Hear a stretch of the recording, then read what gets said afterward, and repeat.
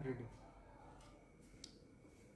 मैटी electro industries industrial area B4 and B5, Vikramganj, जिला रोहतास, बिहार से मैं इलेक्ट्रोपैथी चिकित्सक डॉक्टर अशोक कुमार सिंह आप सभी चिकित्सक मित्रों का लाइव क्लास में स्वागत है।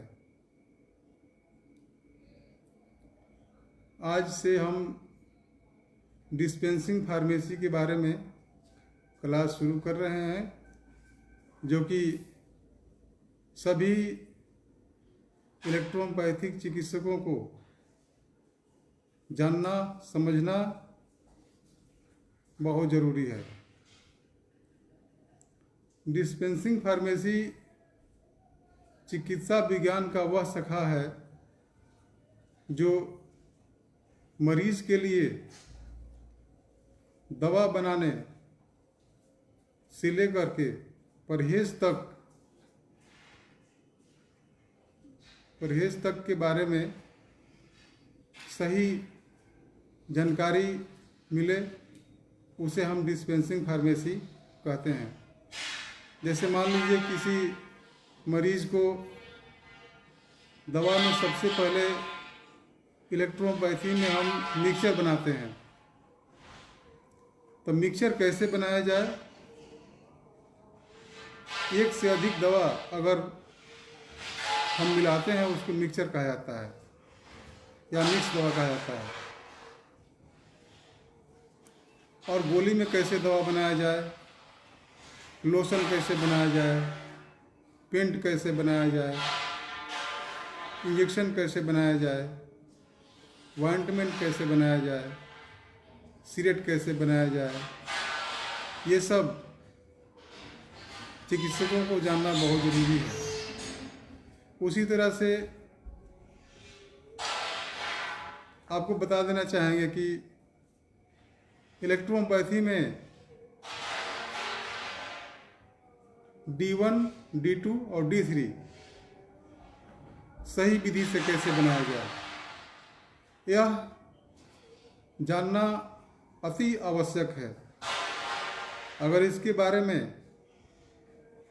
आप नहीं जानेंगे तो आपको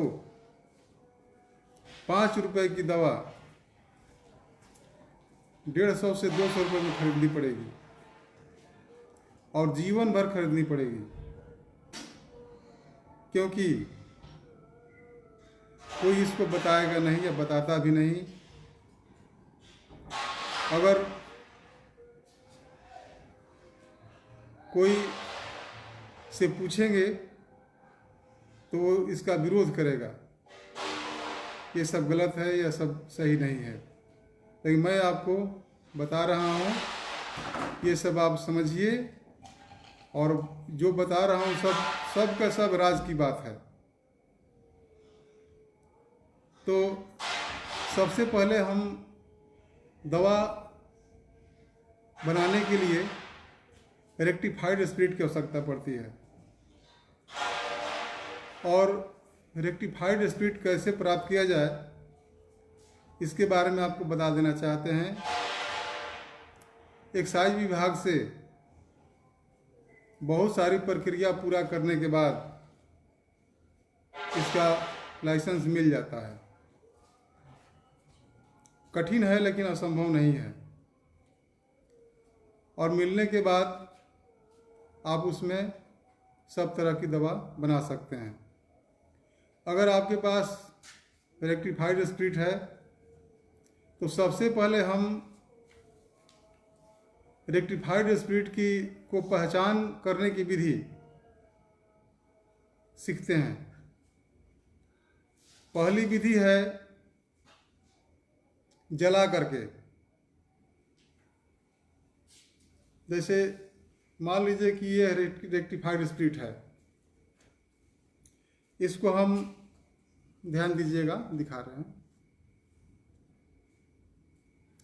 इसे रुई में लगा करके और जब हम फर्श पर या कहीं रख करके जलाते हैं तो जलाने से जब नीला रंग का लौ निकले तो यह स्पिरिट सही है। अगर इसमें से आवाज़ नहीं निकले पानी के जलने जैसा तो सही है। अगर आवाज़ निकले तो यह सही नहीं है, इसमें डिस्टिल वाटर की मात्रा ज़्यादा मिलाया हुआ है, वो इलेक्ट्रोपैथी के काम नहीं आएगी। अगर आप उसको आरएस को गोली के रूप में बनाइएगा तो वो एक दूसरे में चिपक जाता है, अलग नहीं हो पाता है। जैसे मैटी ग्लोबुल्स या बहुत तरह का नाम दिया गया है इलेक्ट्रोपैथी में, जो कि वो आरएस में बनी हुई दवा से उसको तर करके तैयार किया जाता है। इसके बारे में हम अगले वीडियो में बताएंगे। और इस तरह से हम पहचान सकते हैं। और एक और विधि है इसका, इसको बोतल को ठोक करके, जैसे ये है, ये आरएस है, इसको ठोकते हैं, इसमें बुलबुला नज़र नहीं आता है, आप साफ देख सकते हैं।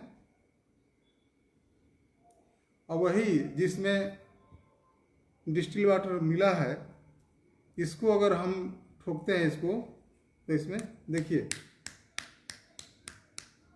इसमें बुलबुला नज़र आता है। तो हम समझ लेते हैं कि यह स्टैंडर्ड नहीं है, सब स्टैंडर्ड है। इसमें अगर दवा बनाएंगे तो गोली चिपक जाएगा, सही नहीं बन पाएगा। इसलिए यह आपको जानना बहुत ज़रूरी है। फिर से एक बात समझिए, सबसे पहले हम रुई में लेकर के इसको माचिस की तिल्ली से जलाते हैं। जलने के बाद में जब उसमें परपराहट जैसा कुछ आवाज़ दिखाई पड़े, जब आवाज़ करने लगे जलते समय, तो वह सही नहीं है। आवाज़ नहीं करे, ठीक है। अगर नीला रंग का लौ इसमें निकले तो बहुत अच्छा है। इस तरह से हम आरएस का पहचान करते हैं, पहली विधि। दूसरी विधि में हम आपको बताते हैं। दूसरी विधि है, इसको घिस करके, ये आरएस है, इसको हम किसी फर्श पर लगा करके अगर उस पर हम घिसते हैं, ऐसे रगड़ते हैं, तो कुछ देर के बाद अगर पूरा का पूरा उड़ जाए, इसका अवशेष भी न रहे, तो रेक्टिफाइड स्पिरिट सही है, वह दवा बनाने के योग्य है। अगर घिसने के बाद कुछ भाग उड़ जाए और पानी ऐसा बुलबुला उसमें रह जाए, तो समझ लीजिए कि यह सही नहीं है। इसमें दवा बनाइएगा या गोली तर कीजिएगा तो वह चिपक जाएगा या एक दूसरे में ढीला जैसा बन जाएगा। अगर इसे इलेक्ट्रिसिटी बनाते हैं तो उसमें जल्दी फंगस आ जाएगा। इसलिए यह चीज़ आपको जानना अति आवश्यक है। हमारी बात पर ध्यान दे करके सुनिए, हम इसको और भी अच्छा से बताएंगे। उसके बाद में हमने एक बार फिर से बताया, वो भी बहुत अच्छी विधि है। अगर मान लीजिए कि आप दुकान पर जाते हैं या लिए हैं, आपके पास माचिस रुई नहीं हो, तब क्या करना है, तो ये देखिए, इसको बस इसे उठाइए, 450 ml बोतल हो या 100 ml बोतल हो, इसको इस तरह से ठोकिए। ठोकने के बाद अगर बुलबुला इसमें आ जाए तो वह सही नहीं है। बुलबुला नहीं आए, साफ दिखाई पड़े, तो वो सही है। इसे हमेशा आप लोग ध्यान में रखेंगे। संभव हो सके तो कहीं आप इसको लिख भी सकते हैं। यही इसको अगर हम ले करके सब स्टैंडर्ड को, माने साधारण जो है मिलावट वाला है, ऐसे करेंगे तो देखिए इसमें कितना बुलबुला आ जाता है, सब बहुत सारा इस पर तैर रहा है। इसका मतलब कि इसमें डिस्टिल वाटर है, ये प्योर है। तो इस तरह से हम इसको पहचान लेते हैं दवा बनाने के लिए, ये जरूरी है। फिर उसके बाद में हम क्या करते हैं, कि इसको सूंघ करके भी पहचानते हैं। जब सूंघने के बाद में खूब अगर कड़वा लगे तो क्वालिटी साधारण है, अगर साधारण कड़वापन रहे, कम रहे, तो वो ठीक है। एक है नेत्रानुमान। नेत्रानुमान से भी फिजिक्स में हम लोग पढ़े हैं नेत्रानुमान, तो उस विधि से भी हम लोग पता कर लेते हैं। उसके लिए क्या करना है कि समतल मेज पर इसको दोनों को सीधा ऐसे हम रखते हैं। रखने के बाद में जो सबसे ज़्यादा साफ सुथरा दिखाई दे, कहीं कोई कण न हो, वो ठीक है। और जिसमें कुछ बुलबुला ऐसा चिपका रहे दीवार में, वो ठीक नहीं है। ये सब पहचान आप करके आप दवा बनाने में काम ला सकते हैं। हमेशा इस बात को ध्यान रखिएगा, अगर इसे आप ध्यान में नहीं रखते हैं तो आपका दवा सही नहीं बनेगा। हो सकता है कि दवा खराब बन जाए या जितना चाहिए सफलता उतना न मिले। तो इस तरह से आप कर सकते हैं।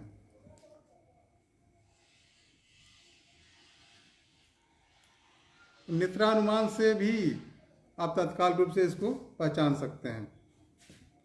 उसके बाद क्रूडेसेंस। इलेक्ट्रोहोम्योपैथी में कहा जाता है कि दवा, इलेक्ट्रोहोम्योपैथिक दवा रंगहीन होती है, गंधहीन होती है, स्वादहीन होती है, उसका कोई कलर नहीं होता है। बात सही है, परंतु जिस दवा से, जिस क्रूड एसेंस से इलेक्ट्रोहोम्योपैथिक दवा बनती है, उसमें जितनी दवा है उतना कलर होता है। यानी कि 38 मेडिसिन है, 38 दवा है, तो उसमें 38 कलर होता है, 38 प्रकार का स्वाद भी होता है, 38 प्रकार का गंध भी होता है। अगर इस बात को आप समझ जाते हैं तो आपको बहुत बड़ा फायदा होने वाला है।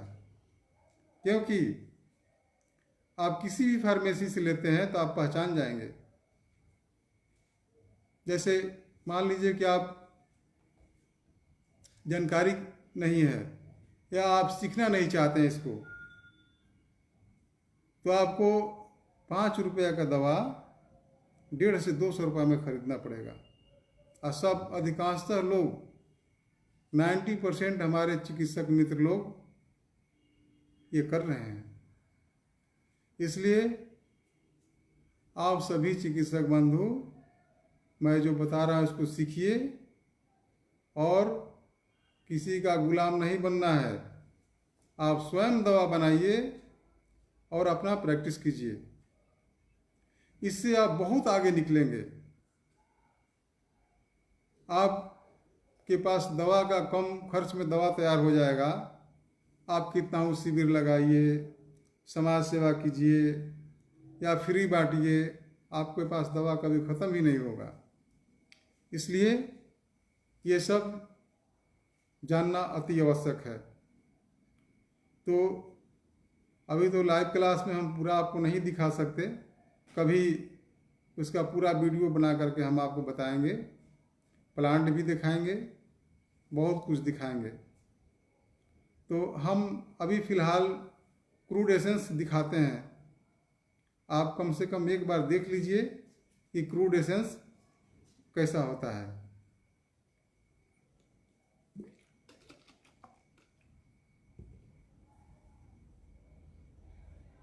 पाँच ml होगा, 5 ml। हाँ देखिए, ये प्लांट से बना हुआ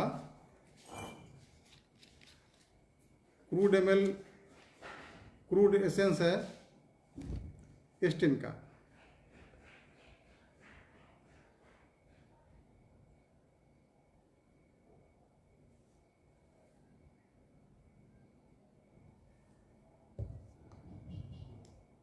देखिए कैसा होता है। इसको अगर आप एक बार हम तोड़ देते हैं 1:9 की रेशियो में, तो यह D1 बन जाता है।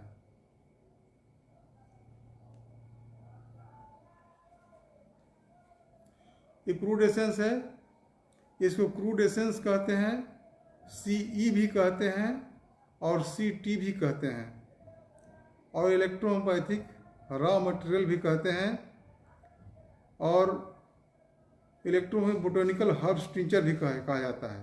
इसका 3-4 ठो नाम है, लेकिन जो अधिकतर क्रूड एसेंस चलता है और CT चलता है, इसी से ज़्यादा जाना जाता है।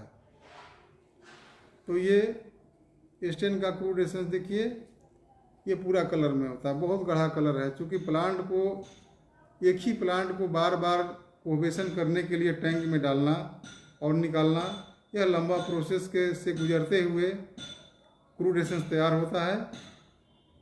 और इसमें तैयार करने में अच्छा खासा समय, यानी कि 32 से लेकर के 62-64 दिन तक का समय लग जाता है, जो कि हमारे यहाँ या किसी भी फार्मेसी में जहाँ इलेक्ट्रोपैथिक दवा बनती है, वो एकदम हमेशा ये काम चलते रहता है, ये कभी रुकता नहीं है, चाहे किसी भी मौसम हो। तो इस तरह से ये क्रूड एसेंस होता है। इसको 1 पार्ट और 9 पार्ट RS में मिला देते हैं। जैसे मान लीजिए कि आपको हम दिखा रहे हैं, ये 100 ml का शीशी है, इसमें 1 पार्ट और 9 पार्ट मिला देते हैं। मिलाने के बाद में ये 10 पार्ट हो जाएगा, यह D1 बन जाएगा। अगर आपके पास में अगर मेजर ग्लास न हो, मेजर ग्लास न हो या कोई पैमाना न हो, तब आप कैसे D1, D2, D3 बनाएंगे? आइए इसको हम सीख लेते हैं, समय पर बहुत काम आएगा।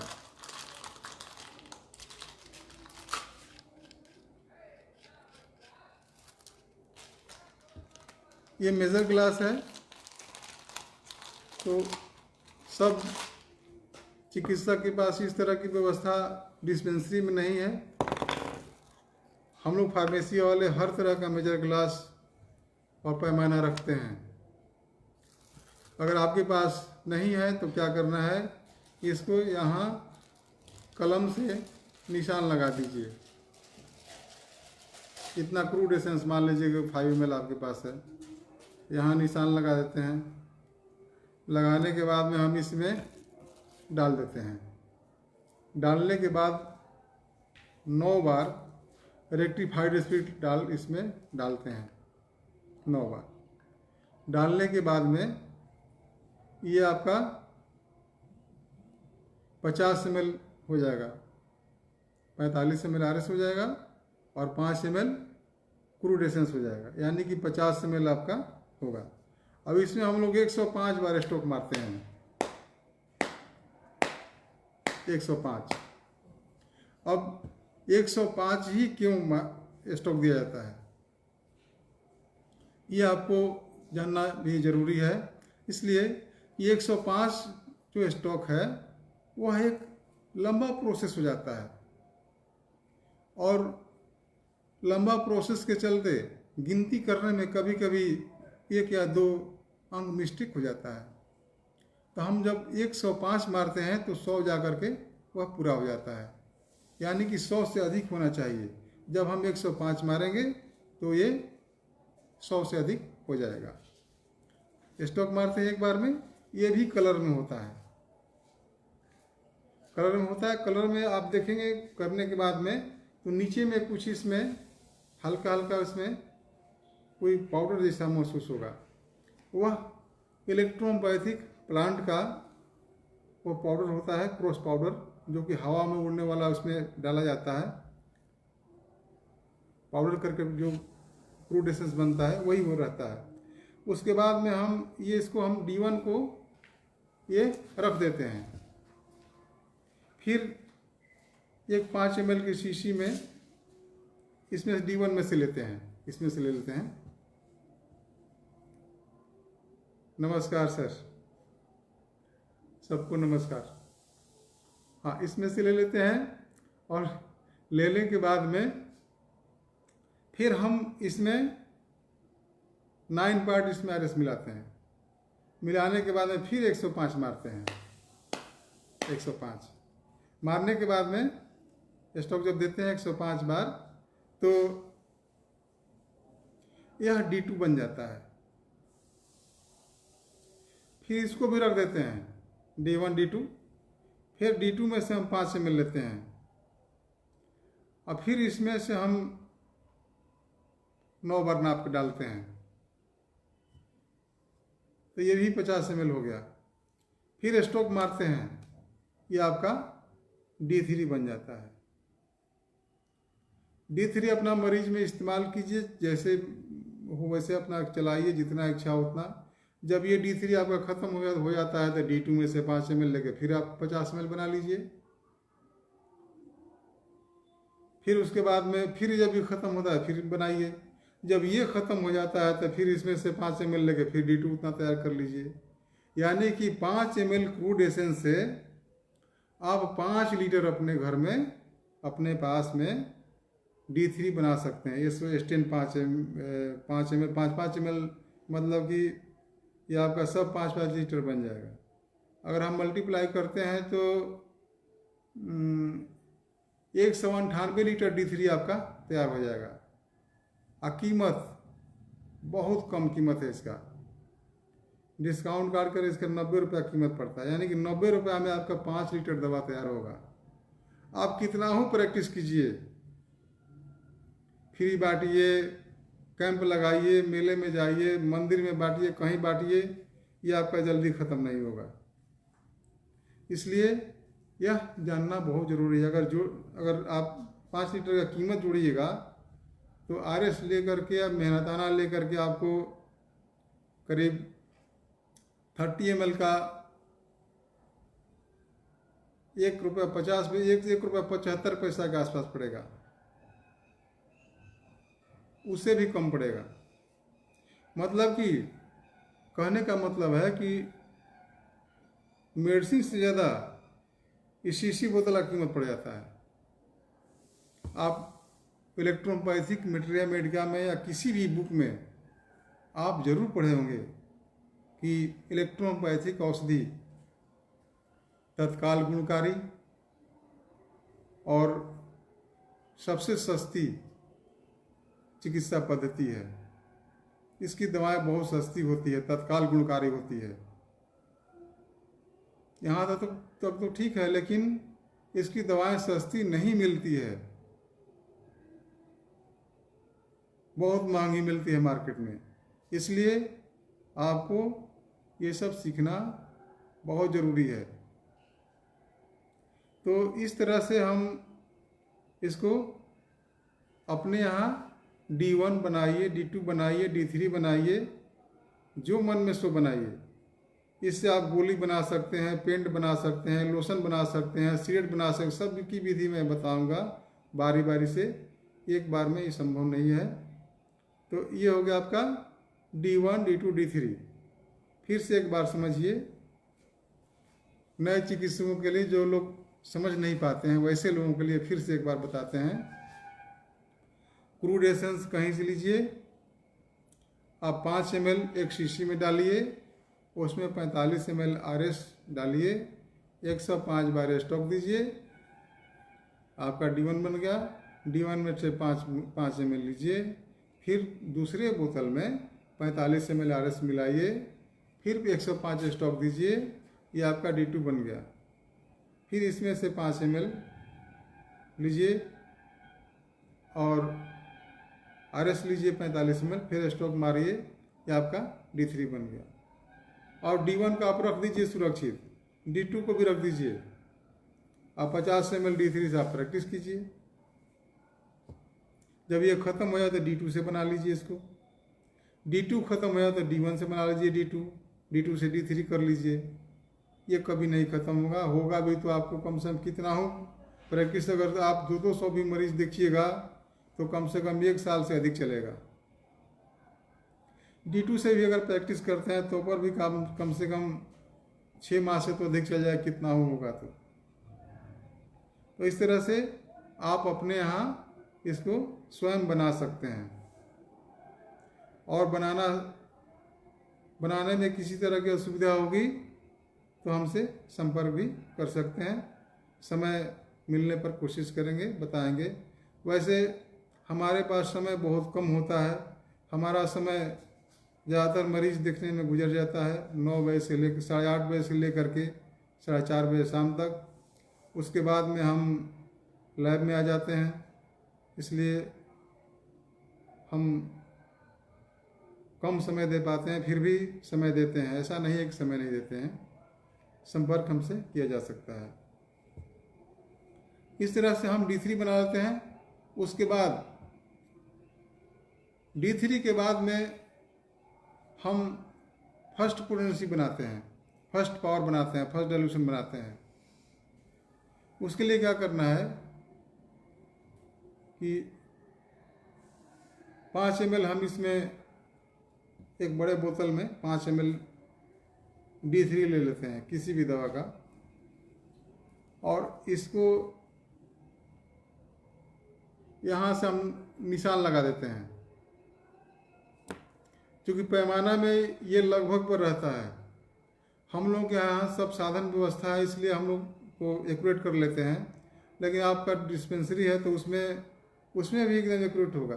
उसके लिए क्या करना होगा कि यहाँ आप निशान लगा दीजिए, और निशान लगाने के बाद में इस बड़े बोतल में डाल दीजिए, पौंड में डालने के बाद में इसी से नाप करके निशान तक से RS डाल दीजिए। डाल करके आप उसको स्टॉक मार दीजिए, आपका फर्स्ट पोटेंसी बन जाएगा। यानी 1 भाग ये रहेगा, 47 भाग RS रहेगा। इसे आप बना सकते हैं। फर्स्ट बनेगा। अब फर्स्ट को यहाँ पर रख दीजिए, फिर फर्स्ट में से एक पार्ट लीजिए और 47 पार्ट RS लीजिए, फिर स्टॉक मारिए, ये सेकेंड पार्ट बन जाएगा।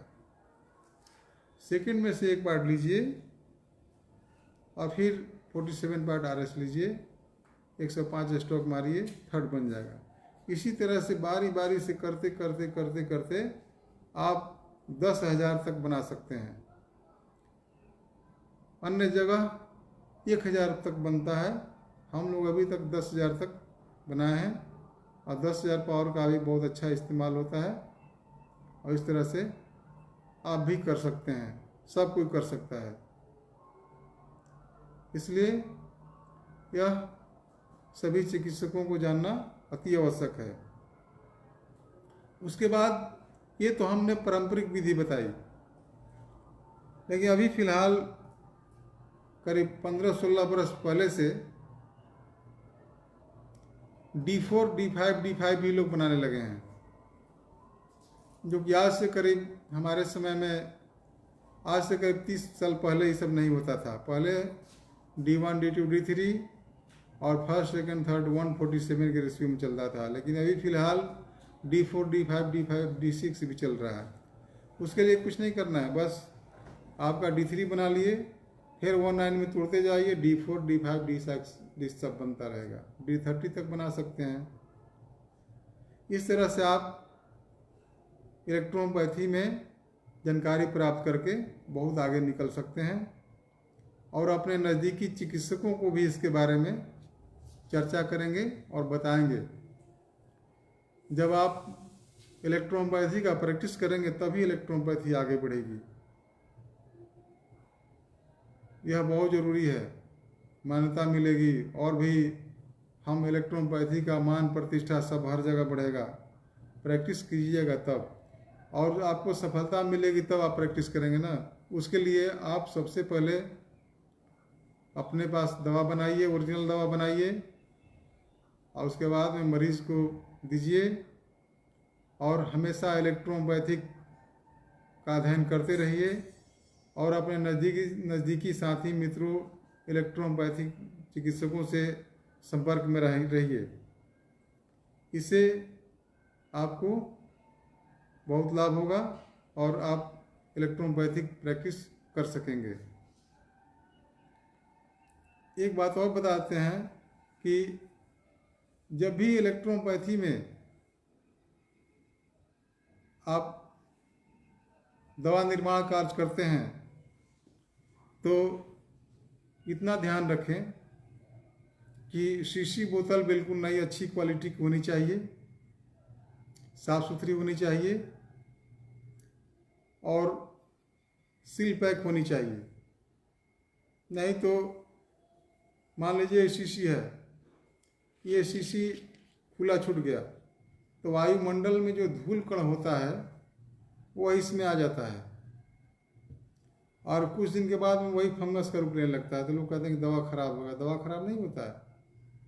जैसे धूल कण का मतलब है कि आप देखिएगा सूरज के प्रकाश में, सूरज का प्रकाश पहले खपड़े का मकान हुआ करता था गांव देहात में, तो हम लोग देखें उसमें से जो लाइट रोशनी निकलती थी उसमें बहुत काफ़ी धूल कण तैरता रहता था और वह धूल कण वही अगर घर को अगर कुछ दिन छोड़ दिया जाए तो परत के रूप में बैठ जाता है। उसी तरह से खाली बोतल में भी वो सूक्ष्म गंदगी आकर के बैठ जाता है, वही फंगस का रूप धारण कर लेता है और कहा जाता है कि दवा खराब है। दवा खराब नहीं होता है। इसलिए आपको ये भी जानना जरूरी है कि धूल कण के चलते ही फंगस होता है। और जब भी इसका तरीका ये है, जैसे मान लीजिए कि इसमें से ये आपके डिस्पेंसरी में दवा रखा हुआ है, तो आप इसमें से दवा निकाल करके और तुरंत उसी समय बंद कर दीजिए। इसको आदत बना लीजिए, तो इसमें आप फंगस से बचे रहेंगे और आपको किसी तरह की असुविधा नहीं होगी और सफलता अच्छी मिलेगी। एक बात और बता देते हैं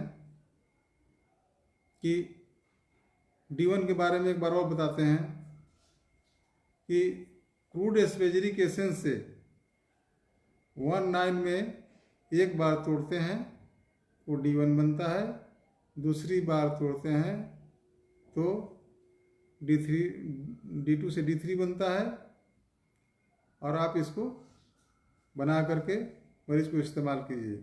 एक बात और है, मान लीजिए कि आपके पास RS बहुत कम उपलब्ध है, इतना कम उपलब्ध है कि आप इलेक्ट्रोपैथिक दवा नहीं बना सकते हैं, तो उसके लिए क्या करना होगा कि आप DL में दवा बना लीजिए। तो DL बनाने की विधि मैं बता रहा हूँ, इससे दवा भी कभी खराब नहीं होगा।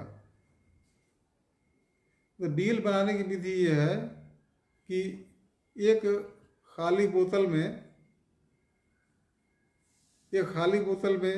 एक भाग RS लीजिए और उसमें 7 भाग डिस्टिल वाटर भर करके इसको हिला दीजिए। ये DL हो गया। अब इसमें अगर दवा RS की जगह पे इसका इस्तेमाल करते हैं तो ये दवा कभी खराब नहीं होगी और उतना ही काम करेगा। लेकिन एक बात ये है, इससे गोली नहीं बनेगा, बाकी सब काम होगा। आप ऑइंटमेंट बना सकते हैं, सिरप बना सकते हैं या लोशन बना सकते हैं, पेंट बना सकते हैं, तेल बना सकते हैं, सब कुछ बना सकते हैं, लेकिन गोली नहीं बनेगा। गोली चिपक जाएगा इसमें। गोली बनाने के लिए फिर उसको RS में तोड़ना पड़ेगा। आप अपने हिसाब से आप इसको कर सकते हैं। अब एक बात और है कि इलेक्ट्रोपैथी में दवा बनाते समय साफ सफाई आप रखेंगे और स्टोव अच्छा से लगाएंगे और उसके बाद में रखने की व्यवस्था जगह अच्छा रखेंगे तो यह ज़्यादा बेहतर होगी। तो इलेक्ट्रोपैथी में इस तरह से आप दवा बनाएंगे और इलेक्ट्रोपैथी में 147 रेशियो से भी दवा अच्छा काम करता है और 1,9 से भी अच्छा काम करता है। आप किसी भी तरह से बना करके चला सकते हैं। अगर प्लांट सही रूप से प्लांट से दवा बना है, आप किसी भी तरह से दवा बनाइए, वो दवा काम करता है। आप चाहे D1, D2, D3, D4, D5, D6 बनाइए या D3 के बाद में 147 रेशियो से जाइए, दोनों काम करता है। तो इस तरह से आप कर सकते हैं।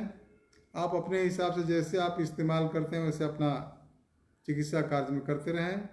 उसके बाद हम अगली बार में आपको हम बताते हैं क्या क्या हम बताने वाले हैं जो कोई नहीं बताएगा।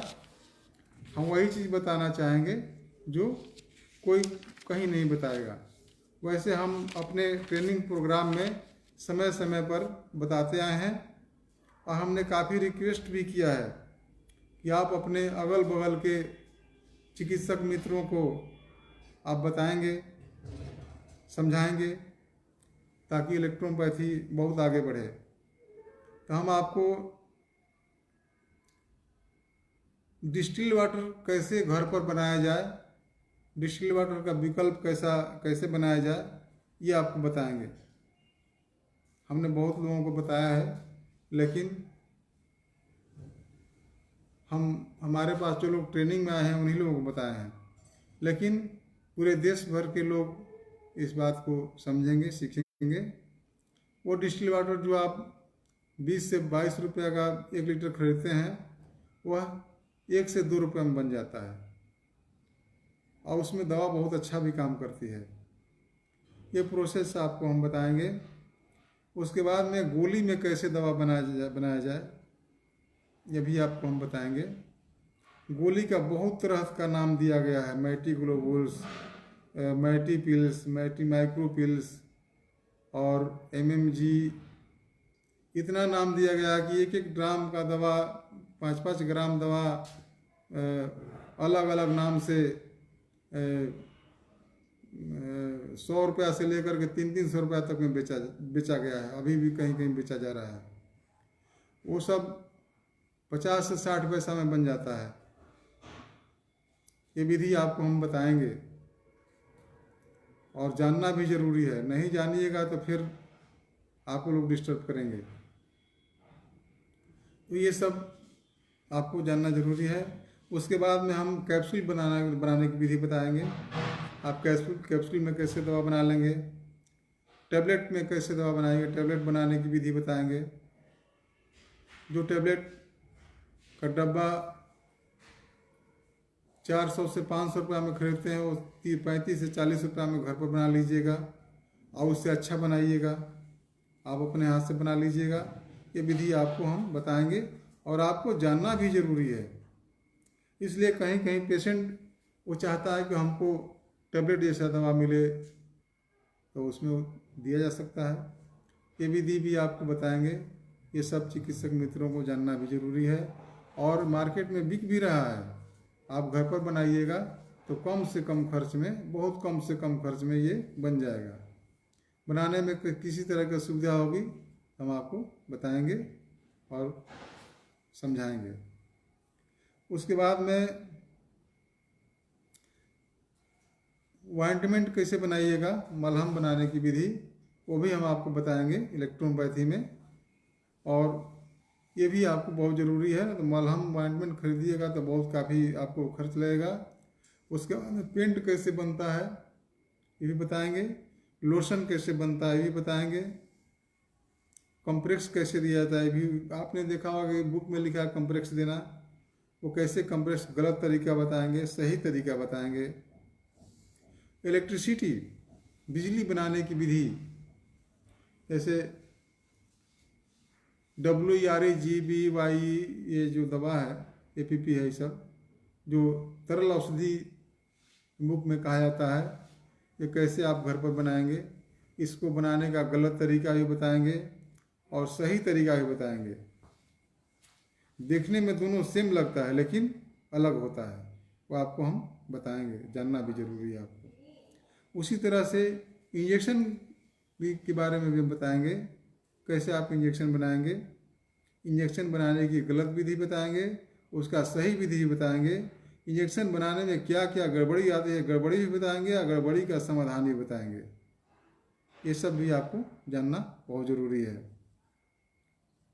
उसके बाद में ईयर ड्रॉप बताएंगे बनाने के लिए, आई ड्रॉप बताएंगे। आई ड्रॉप अच्छा क्वालिटी का आप घर पर बना करके अपना मरीज को दे सकते हैं। ईयर ड्रॉप भी बनाकर दे सकते हैं। तो ईयर ड्रॉप से ज़्यादा अच्छा ईयर प्लग काम करता है, वो भी विधि आपको बताएंगे। ये सब भी आप घर पर बनाइएगा, किसी अन्य जगह से खरीदने की ज़रूरत नहीं है। खरीदेंगे तो अनावश्यक पैसा लगेगा आपका। जो आप ईयर ड्रॉप आई ड्रॉप बना खरीदिएगा 20 रुपया से 25 रुपया का, वह आपको 30-40 पैसा में बन जाएगा और उससे अच्छा बनेगा। इसलिए आपको ये सब विधि जानना बहुत ज़रूरी है। उसके बाद हम आपको बताएंगे कि D1 से कैसे प्रैक्टिस किया जाए। इलेक्ट्रोपैथी में D3 से प्रैक्टिस किया जाता है, सफलता भी अच्छी मिलती है। लेकिन कहीं कहीं ऐसा समय आ जाता है कि D3 उसमें नहीं काम करती है। वहाँ हम लोग D1 का इस्तेमाल करके सफलता लेते हैं। जैसे D1 का इस्तेमाल D3 से कहीं कहीं 10 गुना ज़्यादा काम करता है। और D1 से प्रैक्टिस करने पर सफलता बहुत तेज़ी से मिलती है और कठिन बीमारी इससे ठीक होता है। जैसे 24 घंटे में पैरालिसिस का बीमारी में 20 से 30-40% लाभ दिलाना, पाइल्स बवासीर का दर्द 1 घंटे में ठीक करना, 2 महीने में 1 इंच लंबाई बढ़ा देना और गठिया साइड का 1 से 1.5 घंटे में 50% तक दर्द कम हो जाना, ये सब D1 से ही संभव है, D3 से संभव नहीं है। ये सब भी आपको जानना बहुत ज़रूरी है। आप D3 से प्रैक्टिस कीजिए, ठीक है, सफलता भी अच्छी मिलती है। लेकिन जहाँ आपको लगे कि सफलता में कुछ कमी आ रही है या सफलता नहीं मिल रहा है, तो वहाँ पर वही मात्रा, वही डोज बस D1 कर दीजिए, इससे आपको सफलता मिलेगी। इसके बारे में आपको हम सब बताएंगे, पूरा विस्तृत बताएंगे। अभी तो हम इसकी चर्चा कर रहे हैं। उसके बाद में हम 38 मेडिसिन बेसिक रेमेडी के बारे में बताएंगे। एक एक दवा के बारे में हम दवा के बारे में बताएंगे। आप जब पेटेंट चलाते हैं तो इस विधि को आप समझ लीजिएगा, तो आपको एक भी पेटेंट दवा खरीदने की जरूरत नहीं पड़ेगी। सब दवा इसी से सब काम हो जाएगा। और एक एक दवा 38 मेडिसिन पेटेंट से कम नहीं है, बशर्ते कि इसको अच्छी तरह से जानना और समझना होगा। ये हम आपको बताएंगे। और उसके बाद में एक प्रोसेस है इलेक्ट्रिसिटी से प्रैक्टिस करना, मैंने 5-6 दवा से आप कैसे सिलेक्शन करके 60 से 70% बीमारी को ठीक कर सकते हैं, मात्र 5 ही दवा से, वो भी इलेक्ट्रिसिटी से। उसमें बेसिक कोई दवा नहीं रहेगा। ये विधि भी जानना बहुत ज़रूरी है। हम लोग इसको बहुत दिन तक चला करके देखें, इसलिए सोचा कि नए चिकित्सकों को या अन्य चिकित्सकों को भी इसकी जानकारी दी जाए। उसके बाद हम इलेक्ट्रिसिटी के बारे में भी पूरा अच्छा से बताएंगे। और जितना भी 38 मेडिसिन है उसके एक एक दवा के बारे में विस्तृत जानकारी हम देने का प्रयास करेंगे। जो हम 29 बरस प्रैक्टिस काल में जो हमको सफलता मिली है वो हम सब बताएंगे आपको, और उससे आपको तत्काल सफलता मिलेगी और आप बहुत आगे निकलेंगे, इलेक्ट्रोपैथी को आगे बढ़ाएंगे। और दवा चुनाव करने की विधि आपको हम बताएंगे। ये सब समय समय पर, सब जो हम नाम ले रहे हैं सब समय समय पर बताते रहेंगे, लेकिन एक बार में ये संभव नहीं होगा। इसको हम साप्ताहिक क्लास के रूप में सब आपको बताएंगे। और आप देखे होंगे कि दवा पर लिखा है 20 ड्रॉप 3 टाइम, और उसी पर नीचे लिखा रहता है कि चिकित्सक के निर्देशानुसार 20 बूंद 3 समय पीने के लिए लिखा हुआ है, लेकिन नीचे भी लिखा है कि चिकित्सक के निर्देशानुसार। तो यह चिकित्सक के निर्देशानुसार कैसे आप समझेंगे, इसके बारे में आपको बताएंगे। ये कहीं किसी बुक में नहीं मिलता है। यह जो लोग इलेक्ट्रोपैथी का प्रैक्टिस करते हैं वो सभी लोग जानते हैं, नए चिकित्सक लोग नहीं जानते हैं। इसलिए नए चिकित्सकों के लिए विशेष रूप से हम बताएंगे कि कब कहाँ कैसे इस्तेमाल किया जाए मात्रा, ये सब जानना भी चिकित्सक को जरूरी है।